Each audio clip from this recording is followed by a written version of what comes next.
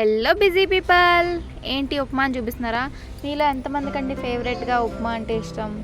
జనరల్గా ఏ టిఫిన్స్ లేనప్పుడు అమ్మ ఈజీగా చెప్పేదే ఉప్మా. మరి ఆ ఉప్మా రెసిపీని మనం కూడా చూసేద్దామా? సో ఫస్ట్ అయితే ఒక ప్యాన్ తీసుకొని అందులో ఆయిల్ వేసుకొని పోపులు అయితే నేను వేసుకుంటాను. స్టైల్లో ఇలా చేసుకుంటాం. మరి మీ స్టైల్లో ఎలా చేసుకుంటారో కామెంట్ చేయండి.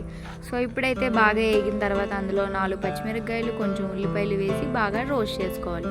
రోస్ట్ చేసుకున్న తర్వాత కొంచెం కరివేపాకు కూడా యాడ్ చేసుకుని బాగా రోస్ట్ చేసుకున్న తర్వాత కొంచెం సాల్ట్ కూడా వాటర్ వేయక ముందే యాడ్ చేసుకొని కలుపుకుందాం. కలుపుకున్న తర్వాత 1 గ్లాస్ ఆఫ్ వాటర్, అంటే ఉప్మాకు తగ్గట్టు వాటర్ వేసుకొని మూత పెట్టి మగ్గించుకుందాం. మూత పెట్టి బాగా బాయిల్ అయిన తర్వాత ఇప్పుడైతే రోస్ట్ చేసిన ఉప్మాను కూడా ఇందులో యాడ్ చేసుకుందాం. కొంతమంది రోస్ట్ చేసుకుని వేసుకుంటారు, కొంతమంది రోస్ట్ చేయకుండా కూడా వేసుకుంటారు.